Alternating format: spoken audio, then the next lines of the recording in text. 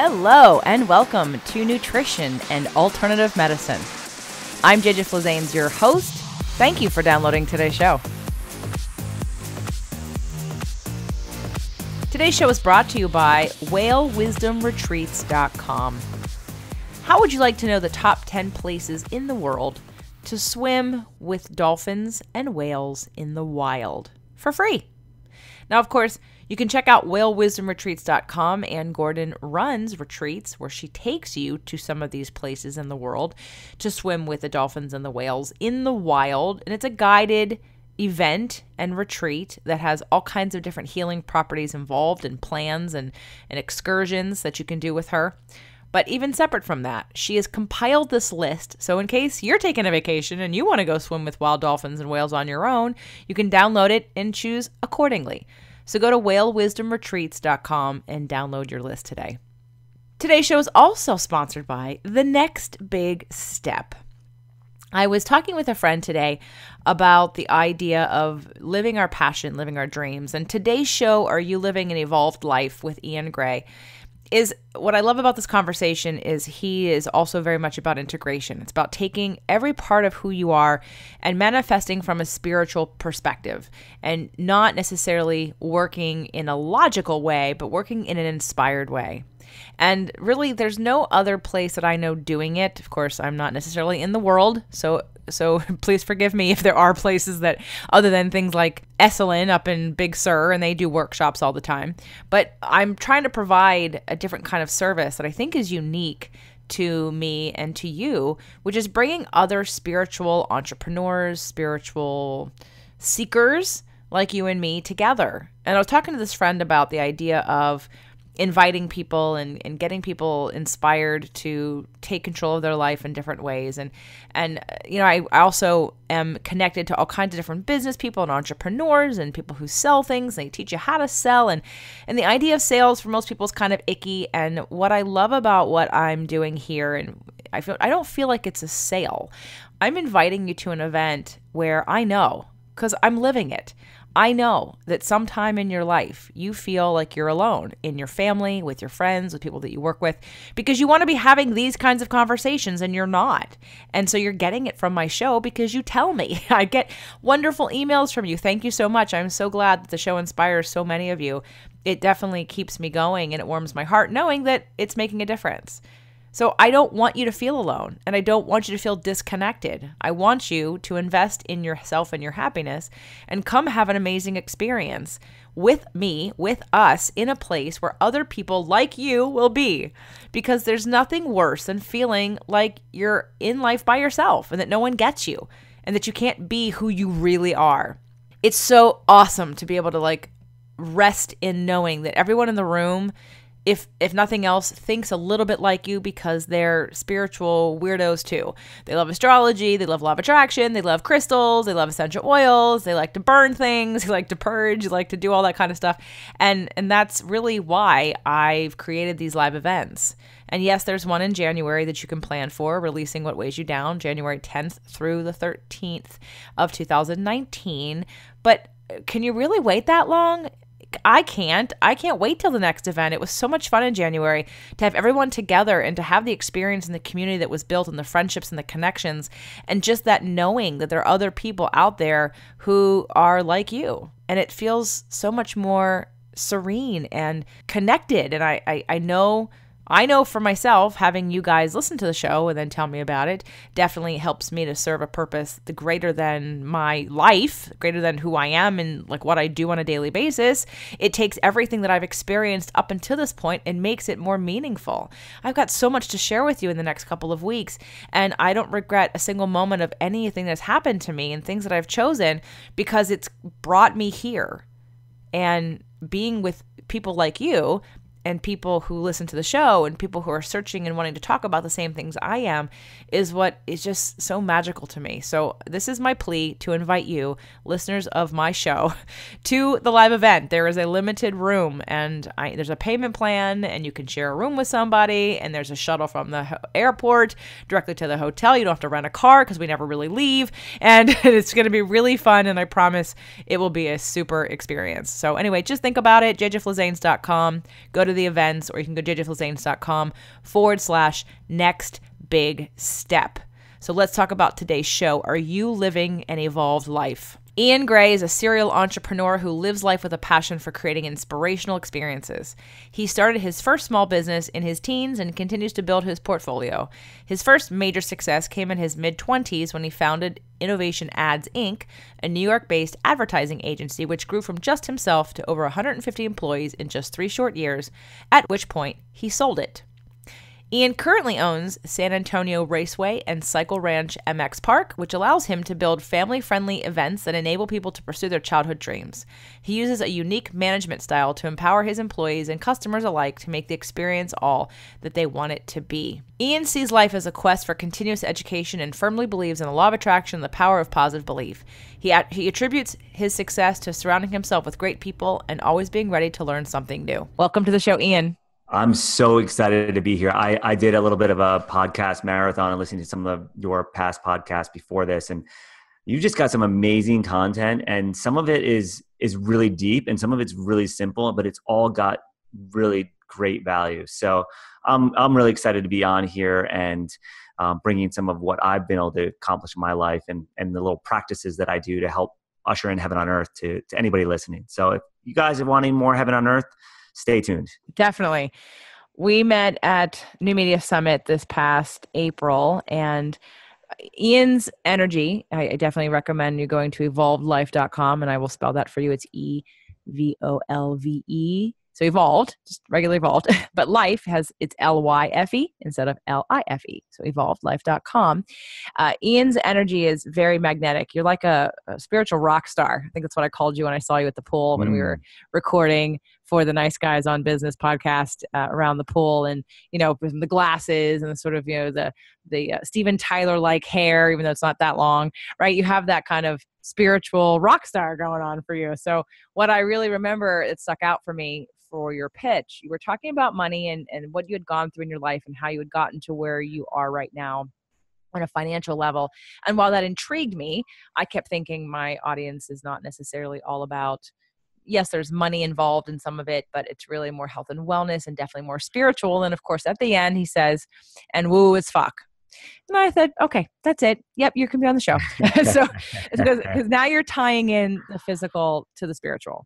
And that is where I lie. That is where I'm trying to integrate everyone into having both of those components. And for me, it's a mind, body, soul, all 3 of those components integrated into what you do on a daily basis to actually live the things you learn and live the things you know versus just tell people about them. It's actually living them. So if you would I would love for you to share your story, because again, like I said, I sort of blacked out in the beginning once I decided that, okay, it was about money and it's a great story. And maybe if I do a business podcast, but then when you wrote me at the end, I kind of forgot the beginning. So talking about your background and how you got to where you are. Oh, I love it. Everything you're just saying is like giving chills up my spine, because I actually manifest my physical abundance through more spiritual practices rather than doing that hustle and struggle. Not that I haven't done the hustle and struggle before, but it was a stage for me. So just to quickly rewind, like where my entrepreneurial journey began was growing up. I was consistently told we didn't have money for that. Anything I asked for, mom and dad said, we don't have money for that. So I had like this real poverty mentality. I thought we were like the poorest people on the planet. And when I was 8 years old, I was asking my father for a motocross bike. And he, instead of saying, we don't have money for that, he actually said to me, you know what, you can have a motorcycle when you can buy it. And a light bulb went on in my head. Like, wait, I can actually do this. So it got my mind thinking, like, what can I do at 8 years old to make some money? So I started like mowing lawns, picking up dog poop, raking leaves, shoveling snow. I was in the Northeast, so there's plenty of that. And 3 years later, I came home with this motorcycle.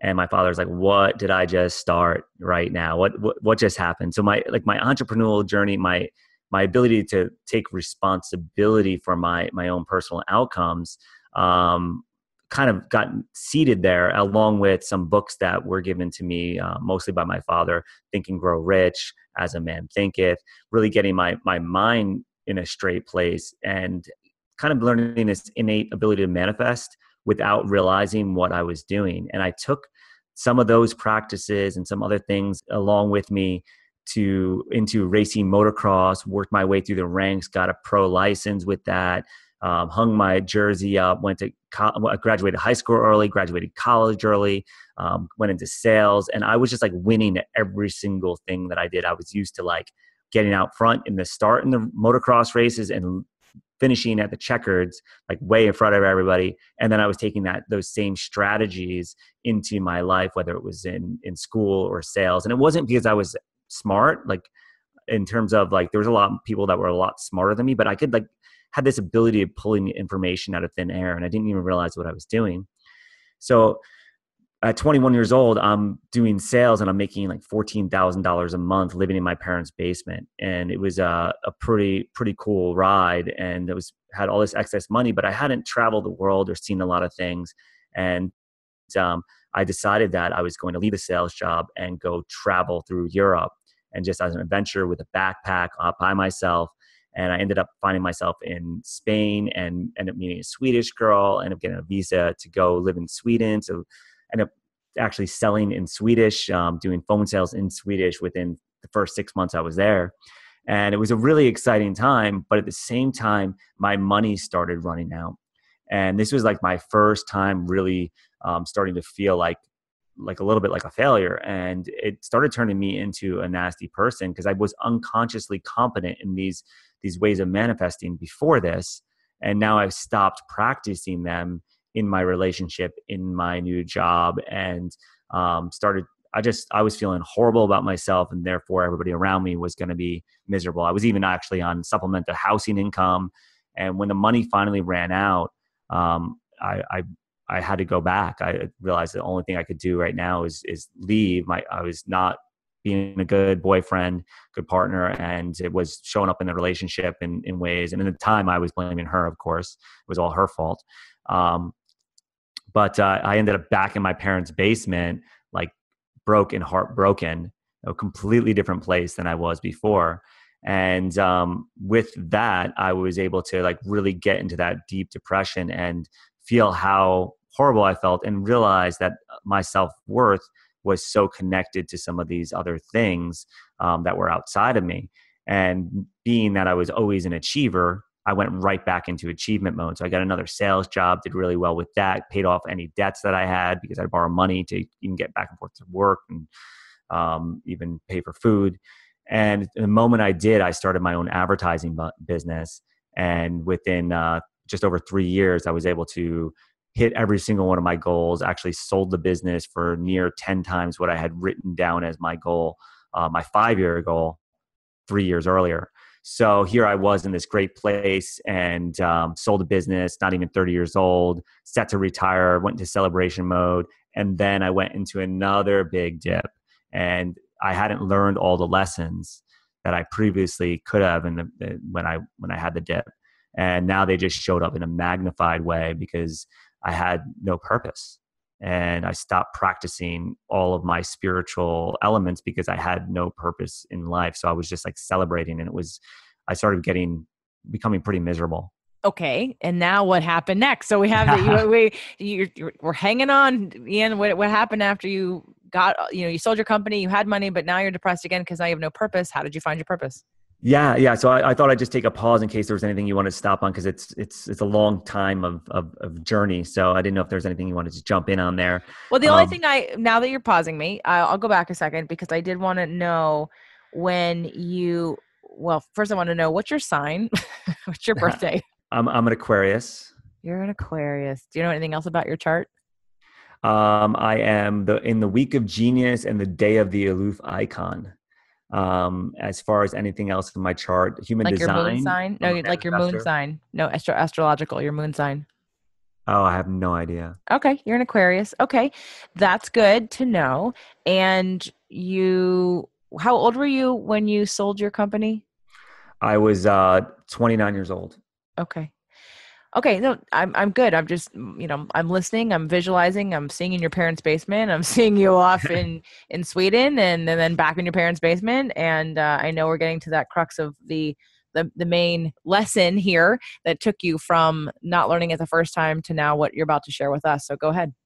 Well, the funny thing is I had a moment when I was first starting out in the business, and nobody would help me. Nobody would help me. I was like, every time, I shouldn't say nobody. Like the banks wouldn't help me. I didn't have anybody in my network. I went to my current network was more blue collar. So they helped the best they could, but they really didn't know what I was dealing with and how this was all happening.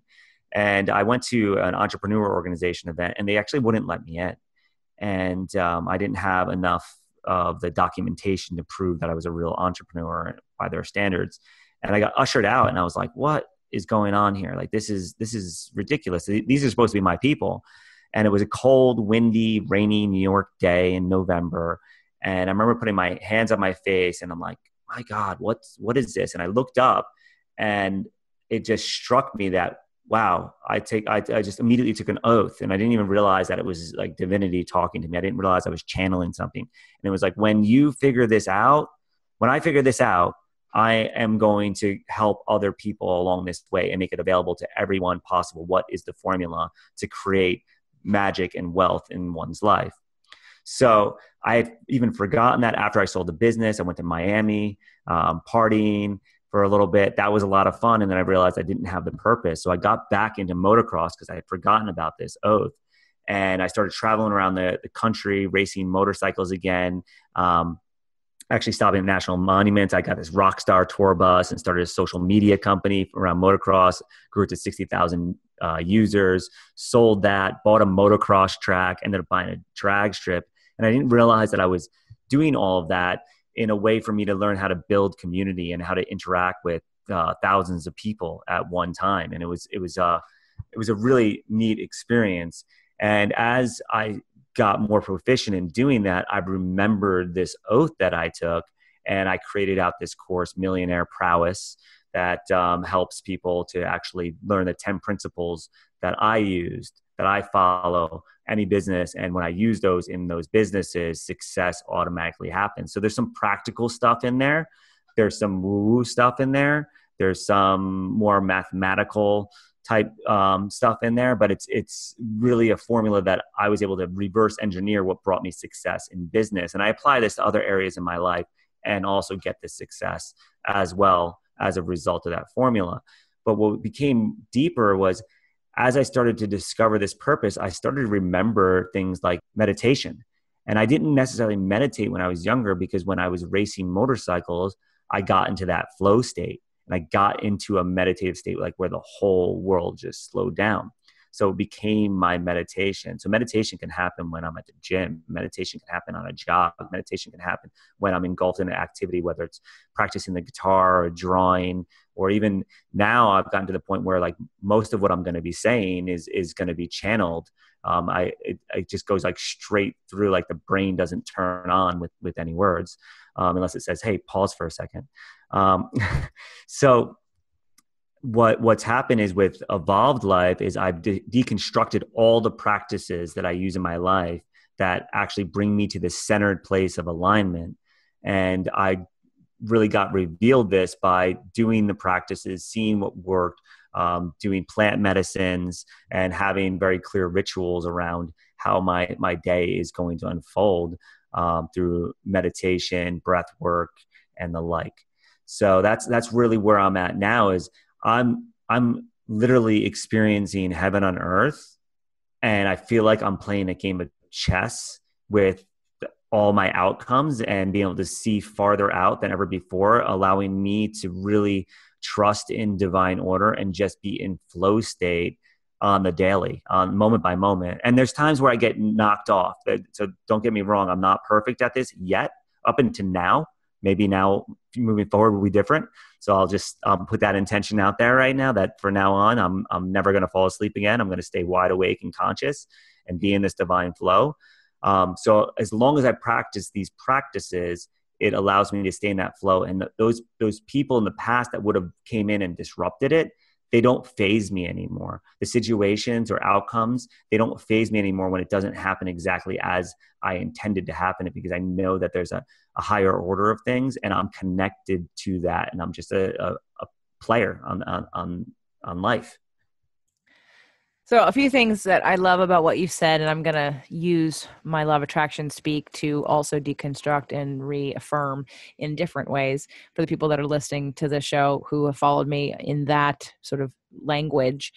You know, when you talked about meditation happening when you were racing, it's to me, it's more like you're in alignment at that point. Like you're in total spiritual alignment with who you really are. It can be considered meditation. It can be considered a neutral state.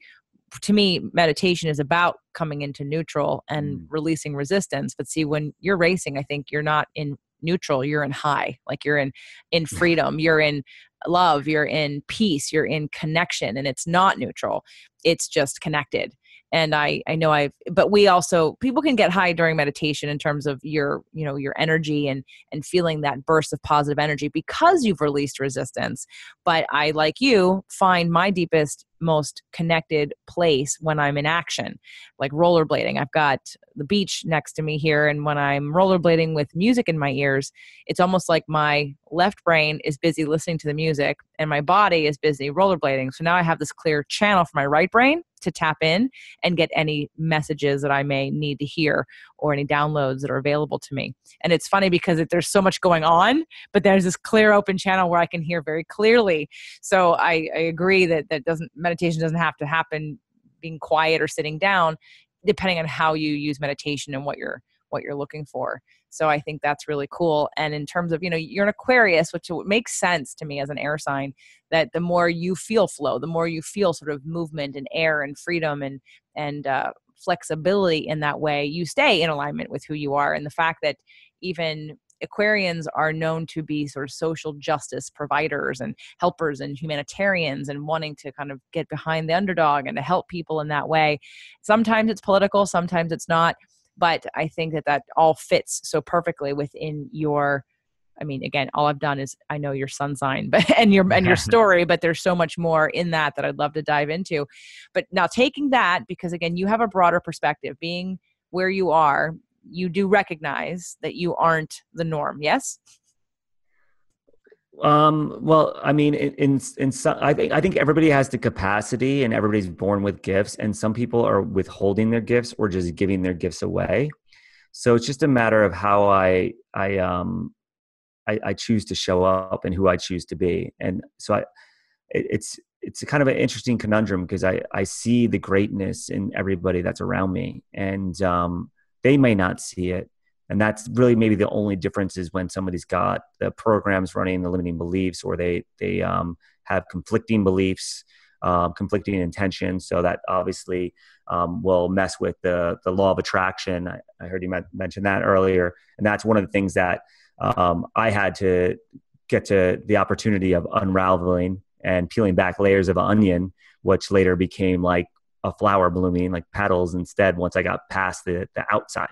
The more of those limiting ones that were holding me back from everything I was doing. So maybe I'm the exception of the norm, but I think I see angels like everywhere. They just have different gifts than I do, maybe, or they're expressing themselves in different ways. I'm not trying to say that you're the norm, meaning, or outside the norm, meaning what you've done or what you do is something people can't also do. That's not what I'm saying. I mean, in terms of your uniqueness, like we all are unique. And I agree with you 100% that everyone has their unique gifts that may be bogged down with limiting beliefs that stop them from hitting their potential of what they're here to do. Absolutely 100% on board with that. The only reason why, because what I'm about to ask you, there's the perspective of, for a long time, one of my lessons has been to learn that everyone isn't like me. I used to take the position of, if I saw someone that I wanted something they had, or I wanted to repeat their success, I would say, if they can do it, I can do it. And that was true. That is true. If you can do it, I can do it, because that's who I am. But that isn't who everybody is. And for a long time, it made it really hard for some people, whether it be friends of mine or people that I worked with or people in relationship with, if I kind of held them to it's not about a standard, it's about a way that we function in the world. And that's why I asked you for your sign, being an Aquarius. There are ways of being that you have that are not, that other Aquarians have. I have some of the things that you have, but there are others who don't operate like that. So I'm setting you up for this question I'm about to ask you. I'm just trying to make the distinction that while I'm with you on that everyone has a potential that they probably aren't reaching because of limited beliefs, habits and patterns that come into their life that can be unlearned, things that are unconscious, things they need to be waken up to.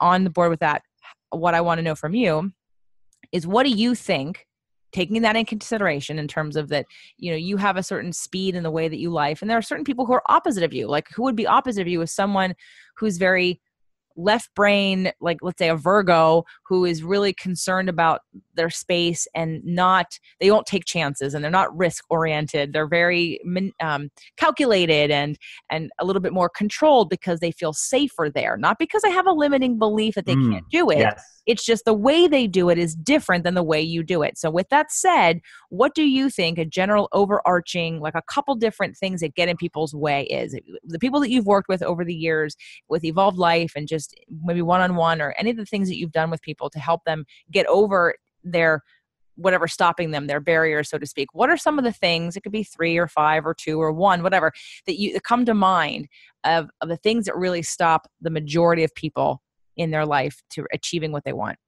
Absolutely. Excellent. Amazing question. I love the color around it too. And my wife is a Taurus. So she is very fixed, and we get to have battles sometimes. She's very risk adverse, so she's really sensitive, and I'm like, I'm just going to dive in. So I get to have that reflection all the time shown to me, and it's a beautiful thing because I get to see how she works and creates amazingness through her own way.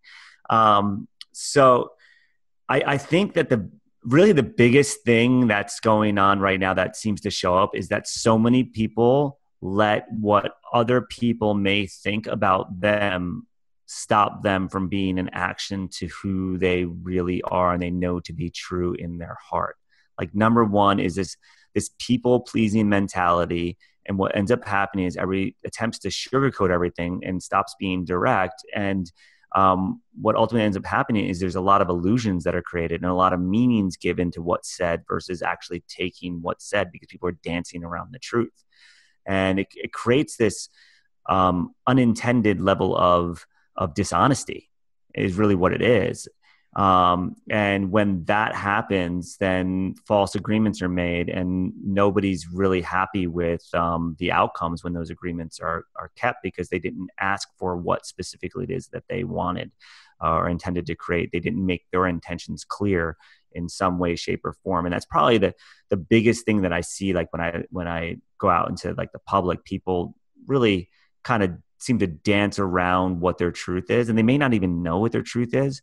But the way that things have seemed to unfold it is that things have gotten really touchy and really politically correct. And there's a lot of victims, people waking up out of being comatose in their level of consciousness where they didn't know what was going on. And I was in that place for a long time. Like, I didn't know what was going on around me. It just was happening. Life was happening to me. There was rules I may have been able to keep to them. I may have broken them because I didn't even understand them. But then when I started waking up, I got into this victim place where I was like pointing the finger at everybody else. And I think there's been a mass awakening from that comatose to victim stage, and people are still pointing the finger at everybody else and not taking 100% responsibility for their own manifestation, their own world. So that might be the second one. So the first one would be the people pleasing. And then the second one would be the failure to take 100% responsibility for every single thing that comes into my awareness. So there's a meme out there that right now that I've seen so popular, that life is 10% about what happens to you and 90% about how you react to it. So first, I would invite anybody to stop reacting, because that's just an impulsive, and start responding. And I dare them or invite them to take 100% responsibility for every single thing that comes into their awareness, as now I'm the master creator God here. I'm manifesting this reality that's this hologram, and whatever is coming to me is a result of my manifestation. And the moment that I do that, then I can, people say, take my power back. However, I don't think power can be given away. It can only be withheld. So then I can actually step into my power and actually exercise what my truth is and my gift. So then it leads into authenticity. So they're kind of weaved together, those three. It's interesting about the people pleasing. It's definitely something I talk about as being an addiction, but I think from my own personal experience, even recently, I've realized like the layers and the levels of that. There are I would not have ever claimed to be a people pleaser in the last, let's say, 5 or 10 years. But what I unconsciously didn't understand, to the degree I know now, once my situation has changed, how there are certain people in my life that I would allow, and it wasn't them asking, it was them vibrationally asking or saying, I'm not comfortable with what you're doing, I don't understand what you're doing, I'm not on board with what you're doing, and therefore I would only make decisions or take action or leap in accordance to how much I thought they could handle. And I didn't get that, because if you would have asked me, do you think that you are being held back by certain people in your life? I would have said no. Nobody has the power to hold me back but me. But what I didn't realize is that I was consciously checking in with the people who are around me and only growing at a level that I think they could handle. And so even recently, and I would not have claimed this at all without having this experience, I've thought, oh my God, I didn't believe I did that. But, but there are risks involved. So in terms of that growth, and I mean, it happens to all of us. Where are you? That's a little bit about what's going on with me in terms of the expansion. I'm taking a huge leap right now, and I'm going to be in the next 6 to 12 months, because this ceiling has been opened that has never been open for me before, that I didn't even realize, because I never saw myself as someone who acted on what other people thought to this degree. It's really a little bit worse than I thought it was. So for you, are there any lessons that are coming up for you in your next evolution, your next stage, for whether it be in business or with just within life in general? Yes, yes. And I love what you were just saying there. This is something that continuously has come up for me. And it seems to finally be getting to a place where like I'm not seeing it happening to me much. But definitely the people that were closest to me, I didn't want to upset them. So I would just kind of push down what my feelings were around certain topics. And I was with them, I just wouldn't even like approach that there would be this disharmony between us, and attempting to just lead with my heart to change that. Yet the conversations weren't necessarily happening. I was like, I don't want to rock the boat. Like, things are going good. They're going good. They could be better. They could be great, but I don't want to rock the boat. So that definitely is something that continuously I have more and more awareness around. Fortunately, right now, I'm at the place where I've spoken my truth, and I've spoken my truth as it's my truth, it's my story, it's my experience. So it doesn't have to be their truth. So I can be detached that maybe their truth is different than mine. So I can live in harmony with them in the acceptance that they are who they are, and now just believe that they accept I am who I am. Sometimes there's some reminders, but what I actually found to be really helpful in this is actually, strangely enough, is by a couple different things. One, holding in my heart intention that my truth is my truth, and just holding that space, being that space actually, this is who I am and this is who I'm showing up as. I'm a loyal, committed, honest, integral, trustworthy, compassionate, courageous individual. I have core values that I go by, and I share them with the people that are close to me. And I invite them to join me with those core values. I even have definitions of what those core values are. And so far, everybody that I've showed them to is like, I like this. This is like actually improved my quality of my life. And I'll give you a link so you can put in the show notes if people want to see them. But that's really allowed me to create a lot of ease around these conversations.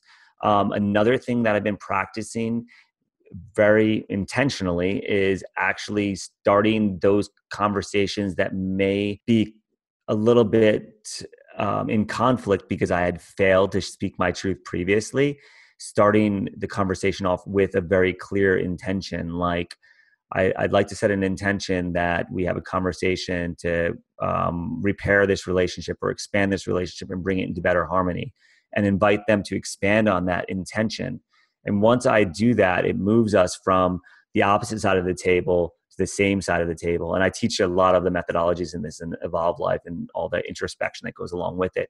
But just the idea of holding it in my heart intention of who I be, and then having an intention that is spoken, those things seem to really upgrade individuals when they come into my space. and allow me to have some of those more difficult conversations and makes them actually kind of easy. It makes it relieving for me and them. It seems like at the end, every single time we walk away really feeling great about it.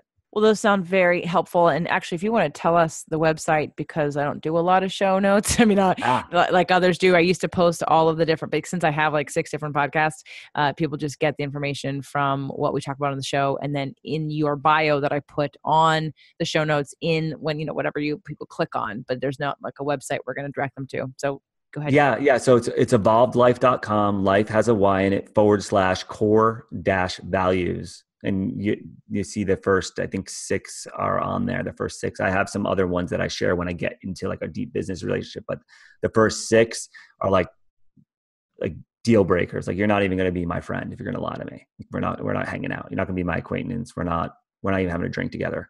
You lie to me about the smallest thing, then it's game over. Unless you're unconsciously lying about it, then I may be patient and dig deeper for the truth.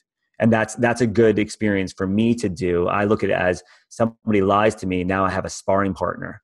And how do I actually create the environment that they're going to feel comfortable telling me the truth, rather than the old way was calling them out and just like bringing it right to awareness. It was like a disrupting way, which is very effective, but it's kind of explosive sometimes. And it's not always my favorite way to do it. My favorite way to do it probably is now by making sure that they feel safe telling me the truth, that they think I can handle the truth, that I'm actually ready and showing up. And that in itself creates a healing for me, because when I create that safe space for somebody else to speak their truth, then me speaking my truth becomes invited by that individual.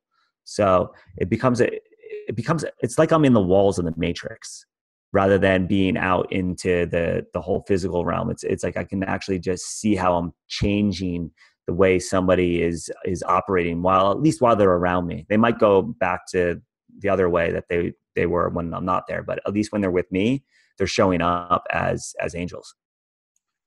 I love that. And when you said about the being dishonest, I thought about a friend who was dishonest, but I know she's not conscious that she was actually dishonest, and she wouldn't even probably admit to that. Because I thought, I can handle this, just be honest. But I don't know that some people even have that awareness. So, that's another conversation we can have. But I want to make sure people get this link. It's evolvedlife.com, life with a Y, core-values. /core-values. Cool. Okay. But let's talk about Evolved Life. So you've taken these principles. You said there were 10 of them, right? That you use to create your wealth, to create your freedom, to create your opportunities and your manifestations. And now you've put it together for people to experience and come into community with Evolved Life, correct? Yeah. Well, there's Millionaire Prowess, which is the course that's the 10 principles around wealth. And then Evolved Life is my legacy. Evolved Life for me is the principles that I'm going to be teaching my children, the principles that I share with my family members, the way of being, so that joy is constantly coming my way, even when the roller coaster on life. Like I have this belief that or I should say remembrance, that before I incarnated into this meat body, I signed a soul contract. Like I was assigning to be on like a roller coaster ride, and that I would have this certain journey, and there would be times that were dramatic and times that were hero's journey, and times where I got to be a victim, and times where it got to be a psychological suspense thriller, times where like all kinds of different things would happen on this experience. So now I get to I chose to limit myself from all the isness or isn'tness, so that I could come into this limited shape, this limited form, and experience the separation from all that is. So I really intend to experience every piece of the ride, and I intend to do it with open arms and be like really enjoying even those gifts or those emotions that some people think are negative emotions. Like I experience them as gifts, and I use them as marking points to allow me to see who I am being, showing up as, and how I can actually see what I might be limiting myself in creating a manifestation in some way. Well, that's basically law of attraction, is how you handle contrast, right? So how you handle contrast is looking at it as clarifying versus a problem. That's just showing you what's going on so that you can redirect, or you can clarify that you don't want that and you want more of that, or to challenge you into the next level of who you're supposed to be. So I think that you're speaking my language in terms of Yes. utilizing contrasts or problems, or in looking at them as opportunities of growth or reflection, life mirroring you back and saying, don't want to be there. What can I do about that? And I think that resilience that people can build and take a position on is really what makes the difference between someone who can be successful in any area, in every area of life, versus someone that gets too bogged down in that judgment about something happening and it being a reflection of who they really are, when it's not. It's just part of your journey. Yeah, and I think every single moment is a chance for me to learn more about myself. And the more that I learn about myself and know who I am, who I be, then I can clean up any of the impurities. There's a Egyptian belief that when one body dies, they actually can reincarnate and hold their level of consciousness. I believe this is how it works. So long as their heart is as light as a feather. And that means that I'm not going to be holding on to any of the experiences and living in the past. And instead just taking that experience as it is, what it is, without the judgment, and be in the present moment. All right, so now you're teaching people how to do this. Let's tell everybody about Evolve Life and the special that we have to offer them, which I believe is you can experience Iain's program for 28 days for $1. Yes. And that's evolvelife.com/JJ. But let's tell us about that program. Yeah. So what I did with this, and actually my wife's going to be loading in some courses as well. We have we're twin flames, so we really complement each other. We make some explosions sometimes, but it's a beautiful creation we get to do sometimes. So I've actually reverse engineered all of the practices that actually help me to become in alignment with source. So JJ, every experience is a little bit different. JJ, I think you described it as like, okay, I'm going to leave my right side of my brain open, and I'm going to receive my downloads that way. The way that I experience actually is that the brain kind of almost tunes in and gets in alignment because the heart is resonating so heavily with a deeper message. So I feel it come through my heart and expand into my gut and into my brain, and I get a match there. And then when that happens, like usually I'll have chills up my arms, and then I just kind of get into the divine flow. So all the worries that I had about the future, the anxiety that I had about the future, like every time I'm worrying or anxious, then I'm living in the future. I'm actually living in the future. I'm not being present. Those things dissipate and fade away. And the same thing happens with my regret or shame from the past, where I'd be living in the past. So by practicing these rituals, these practices, it helps me to get really, really heart-centered in everything that I do, so that I'm always leading without the control of the ego, and the ego just becomes a servant. And what ends up happening is really unique, divine opportunities seem to show up in my life, like just unbelievable items. Like I put this intention to usher in heaven on earth. Like that's my purpose. That's my role. That's the whole idea with Evolve Life, is how does one usher heaven on earth, and what are the practices are that allowed me to do that. I live on top of a wellness resort with 4 pools, 6 jacuzzis, organic food delivered to me, a functional medical doctor on staff. I live on the beach in a penthouse on top of a hotel, basically. And then I also have a ranch in Texas that I can go to if I want to just get really grounded into nature and be out of the city, because that's in Miami. I get to travel around the world, and it just like seems like everywhere I turn, opportunities show up for me to allow me to expand who I be, my bank account, my capacity to love my wife, to connect with other people and relationships. And it becomes this really beautiful, fun flow in life. And I definitely experienced hell on earth. I did that for a while, and Evolve Life was all the practices that I did to allow me to come out of hell on earth and live in heaven on earth. Okay, so let's say someone wants to do 28 days. What does that look like? What does that feel like? What are they signing up for? Yeah. So how it works is All the videos are completely available, so somebody can go to like which one really resonates with them. So if they want to get into belief hacking, they could take that one. If they want to get into relationships, they could go through that route. And because some of the practices seem to work better in different areas, although they do all complement each other. If they want to get into business, there's courses on business, into just dynamics between partner relationships versus business relationships versus friendships, and anybody could go through. And what it is they'll be watching a video, and then after they watch the video where I explain my practice, then there's questions that cause one to actually introspect, because what's working for me, the strategy, the theory behind it will work for another.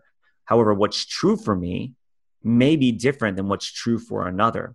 So this allows one to introspect and really know themselves better, and really get crystal clear on who they are and what's important to them, what their gifts are, what their purpose is. And by revealing that, pulling back the curtain through introspection, then it allows one to show up as that individual, and then start to see the opportunities where the challenges were before, and create the world that they're looking to create versus feeling like the world is happening to them. And someone can start at any point in time. So it's not a start date that everybody has to follow along with, or they can just come in at any time. They can come in at any time, and we have a Facebook group so they can get some support, and all the information on that is inside the course itself. So this way they'll get group support. Then there's different levels where if they want to actually do one-on-one coaching with me or one of my Evolve Life coaches, they could actually purchase that additionally if they really want to like fast track it. And then there's three basic levels. So the first one is the practices. The most expensive ones with coaching is all of them get access to the group program. And then the middle one has some more in-depth questions for introspection and really bringing people to turning their lights on, for lack of a better term, like really shine their light brightly right out of them. I love it. Okay, everyone go to evolvedlife.com, life spelled with a Y, evolvedlife.com/JJ to get your 28-day trial for $1. And definitely you want to take what Iain's offering, because this man has already accomplished so much and been able to manifest at such a high level that even just being around him and his community, I promise you will have some kind of transformative effect in your life. Because even just meeting him and his wife in person this past April definitely was an awesome experience. I mean, you're on the show because of it. It really didn't have anything to do with your pitch except the woo as fuck at the end, which I did appreciate, but I could feel you as you were talking. And I think that what you were talking about, like I said, when it was just focused on money, I'm with you, but I'm not there yet. Okay, tie it in for me. Make this about all of integration of life and manifestation, and I'm there. And so you're here, and I was there, and I want everyone else to be there too. So please go check out evolvedlife.com/JJ and get your 28-day trial for $1, because that's like nothing. Huh? You pay that on tax for something at the grocery store. So so take the trial. It can't hurt. It's $1. Okay, everyone has $1. And you might come away with a lot. Obviously, you're going to come away with way more than that at the end of it. So that's going to be pretty awesome. So Iain, I know I'm going to have you back. I know I'm going to have your wife on the show. I know I'm going to run into you again. This isn't the last of our conversations. I just want to say thank you for your time today and inspiring others and inviting them into what you've been able to accomplish and all the gifts that you have to share. Wonderful. Well, thank you so much for having me on. And everybody, thank you for tuning into this. I'm really, really excited for you on your journey. And I hope I planted some seeds so that you're already starting to experience a little more of heaven on earth. It is all around you. I promise. It's just a matter of revealing it and getting in that centered space. So thank you, everybody, for listening. Thank you so much, JJ, for having me on. It was an honor. And I look forward to our future conversations. evolvedlife.com/JJ. Go check it out right now.